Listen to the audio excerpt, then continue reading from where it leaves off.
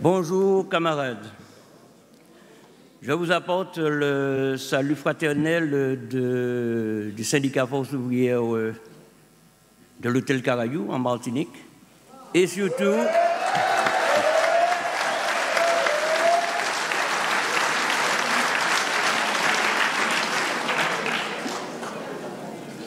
et de l'UD Martinique, l'UD FO Martinique, dont je suis membre du bureau et de la commission exécutive. Aussi, je suis responsable de la commission hôtellerie et agriculture à l'UD et aussi membre de la commission paritaire banane, c'est-à-dire c'est une grande économie de la Martinique, la canne à sucre et la banane, et je travaille sur ces deux dossiers. Alors, tout d'abord, un grand remerciement à notre secrétaire général Diane Terglav, qui a su impulser une réelle dynamique à la FGTA avec son équipe fédérale. Je me rappelle encore lors du congrès de Tours en 2015, peut-être que tu te rappelles de ça, c'est là qu'on s'est connus la première fois. Et c'est mon ami, camarade Denis Raguet qui m'avait présenté. Et je peux dire que ce jour-là, j'ai rencontré un grand monsieur. Bon, peut-être pas la taille, mais enfin, un grand monsieur. Un grand monsieur. Par le talent. J'ai rencontré un homme d'écoute et force de proposition. Bon, depuis quelques années, quand même, il faut parler de chez nous, depuis quelques années, on assiste à une dégradation du climat social et économique dans le domaine du tourisme en Martinique. De 2007 à 2009, il y a eu un très grand rebond au niveau économique, ça se passait bien. Et depuis, malheureusement, une grève de 2009, la grève de 2009, dans les DOM, contre la vie chère, je pense que tout le monde se rappelle de ça, nous a pénalisé énormément. Toutes les avancées sociales les avancées sociales se sont dégradées, se sont dégradées particulièrement dans le secteur de l'hôtellerie. Un accord de sortie de crise a été signé par l'intersyndical du moment qui a annulé malheureusement toutes les avancées qu'on avait faites antérieurement. Une commission de dialogue social a été mise en place par la préfecture, réunissant tous les acteurs sociaux, gérants et directeurs d'hôtels, représentants des syndicats et des patrons, le MEDEF, syndicats, représentants de la DIECT, instances politiques, région de la Martinique, sous l'égide d'un représentant de l'État, de la préfecture. Cette commission avait pour principal but de faire évoluer le climat social dans le tourisme, avec notamment plusieurs visites organisées dans les îles. Alors, on était dans une commission, on essayait d'élaborer, d'entrer, de voir quel était le travail qui se faisait à l'extérieur, en France hexagonale et dans les Antilles proches.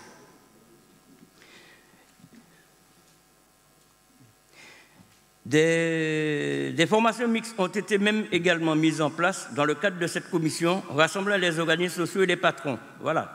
Certains ont accueilli très favorablement cette initiative. Pour sa part, moi, FGTA-FO, que je représente, a refusé toute participation à ces formations orientées. Je dis bien orientées, parce que je trouve mal qu'un salarié puisse se trouver avec le patron à une formation. Non, je crois qu'il y a un souci, puisqu'on ne peut pas former un patron et un salarié en même temps.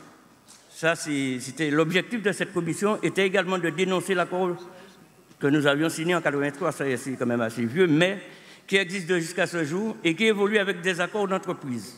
Cette convention donnait droit aux avantages suivants: 13e mois, 5e semaine de congés payés, prime de transport, négociée chaque année pendant les NAO, totalité des jours fériés, parce que là, effectivement, on a quand même quelques jours en plus aux Antilles, prime d'exploitation et prime d'intéressement.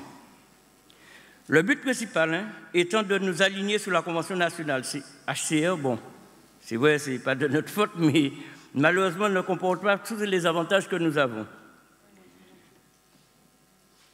Bon, pour le moment, la présidente de l'UMI, l'Union des métiers et des industries de l'hôtellerie, a adhéré à son entreprise la Convention collective nationale, ce qui a conduit à une dégradation du climat social, malheureusement, et de l'entreprise et le licenciement d'un délégué syndical.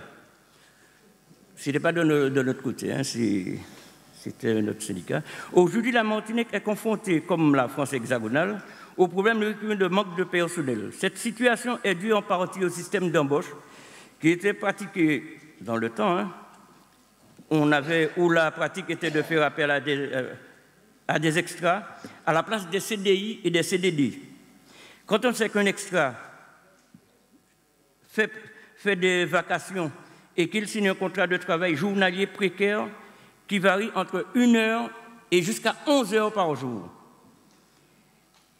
et 18 vacations par mois, ça veut dire que la personne peut faire 1 heure de vacation le matin et peut-être 4 heures l'après-midi.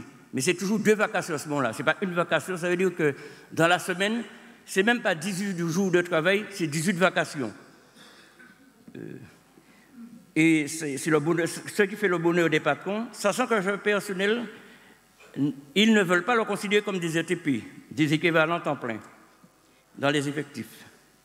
Les gestes répétitifs pratiqués dans tous les services ont altéré la santé du travail et provoqué des problèmes articulaires, maux de dos, arthrose, et surtout le très gros problème du canal carpien. Près de 80% du personnel est touché. De nombreux départs à la retraite sont constatés avec notamment une population vieillissante, la Martinique étant l'un des territoires français les plus vieillissants. Tous ces facteurs combinés ont conduit à une dégradation de la qualité du service rendu à la clientèle, ajoutée à la vétusté des bâtiments. Atout France organise d'audit, dont l'hôtellerie a visité quelques établissements en Martinique tout récemment, enfin ça fait à peine le mois dernier. Et à l'issue de ces visites, certaines structures ont frôlé la fermeture. Par contre, se sont vus retirer des étoiles, leurs étoiles, la totalité des étoiles. Oh, oui, bon, c'est vrai, je vais dû venir faire quand même l'apogée de nos hôtels, mais malheureusement, la suite vous dira. Par ailleurs, la crise sanitaire du Covid n'a pas épargné ces entreprises déjà fragilisées et qui sont restées fermées pendant pratiquement 2 ans durant la pandémie, avec notamment plusieurs périodes de confinement. À la grande surprise générale, certains patrons de ces établissements, soi-disant en grande difficulté en Martinique, ont profité de la pandémie, ajoutés aux dégâts causés par la tempête Irma en 2017, ça je parle de Saint-Martin, qui avait ravagé le pays, je parle de Saint-Martin, à 90%. Et notamment les structures hôtelières, pour investir dans les hôtels de Saint-Martin. Alors ça, c'est, puisque là, il y a pratiquement, je ne sais pas ceux qui connaissent Saint-Martin, Saint-Martin a été pratiquement ravagé, la totalité des hôtels ont été éventrés. Alors aujourd'hui, c'est un pays à reconstruire. Alors quelques patrons ont vite fait d'aller investir là. Par contre, les bâtiments que nous avons, les structures que nous avons, déjà on n'a pas suffisamment de chambres pour accueillir, mais voilà. Bon, je vais maintenant aborder le contexte de l'agriculture qui n'est pas mieux non plus puisqu'il subit lui aussi des effets de la pandémie, mais surtout les aléas climatiques. Une très forte pollution atmosphérique avec la présence récurrente et de plus en plus forte de particules fines dans l'air. Il y a un véritable paradoxe entre les recommandations de l'ARS, qui sont de ne pas s'exposer à l'extérieur lors de ces périodes de concentration, alors même que le travail des ouvriers agricoles se fait essentiellement à l'extérieur. Ajoutez à cela les émanations toxiques dégagées par les sargasses. C'est une algue qui depuis quelques années, arrive chez nous. En décomposition, aujourd'hui, c'est toute la Martinique qui en souffre. Aucune ville n'est épargnée. Beaucoup de dégâts sont à déplorer tant au niveau de la santé, nuisances olfactives, gêne respiratoire, picotement oculaire, danger pour la population. Et que le plan matériel et domestique, dégradation des matériels électriques et des voitures. Que fait l'État à ces moments? Jusqu'à maintenant, rien n'a été fait. Au même moment, l'état de catastrophe naturelle a été reconnu ici en Normandie pour les algues vertes. Alors, y a-t-il 2 poids 2 mesures? Là, on ne comprend pas.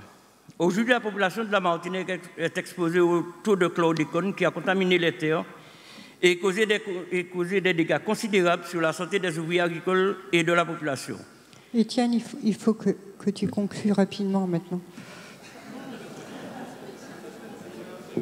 Je vais tout ça de route pour ça. Quand même, 8000 km, donne-moi un petit moment pour... Non, donne-moi, non, fais-moi plaisir. Un tout petit peu quand même, non.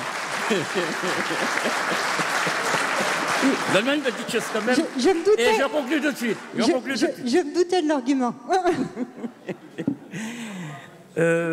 Bon, j'ai perdu les fils, mais j'aurais retrouvé la Martinique d'été.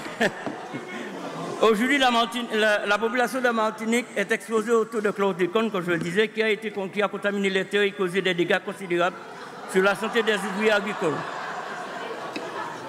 La Martinique détient le triste record de cancer de la prostate. Les professionnels de la santé se posent de véritables questions sur le taux élevé de cancer du sein, du nombre élevé d'accouchements prématurés et de morts in utero. Alors qu'une plainte a été déposée pour reconnaître la responsabilité de l'État, un non-lieu est attendu dans les prochaines semaines. La politique de l'État est d'aligner aujourd'hui les accords de la Convention, surtout ça, de la Convention collective nationale.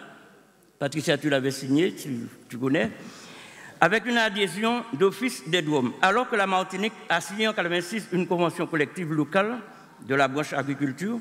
L'adhésion de cette CCN n'est pas envisageable puisqu'elle ne tient pas compte des spécificités du territoire. Les discussions ayant été faites en France sans aucune participation locale. Dans le contexte, les FDSEA des DOM dénoncent l'application de la CCN et militent en faveur du maintien de la convention collective. Ce qu'on a appris, c'est que la FNSEA a signé son accord, mais la FDSEA n'a pas eu à temps l'accord pour le dénoncer, quoi. Eh bien, je terminerai là. Chers camarades, je vous remercie de votre écoute. En souhaitant à Diane, surtout à Diane Terglav, de longues vacances et un très bon... Alors, je remercie quand même Diane, parce qu'en le connaissant, il y a une belle délégation qui est venue plusieurs fois en Martinique, et je crois que ça, je remercie beaucoup. On ne l'avait jamais vu.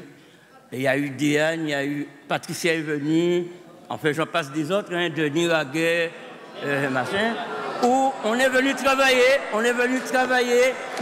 et je profite pour dire que Agrican, que j'ai représenté, vient de gagner ces élections il y a 2 mois à 98% de voix. Alors, merci beaucoup, et puis vive la FGTA. Merci. Merci Étienne. Jean-Pierre Seynaud.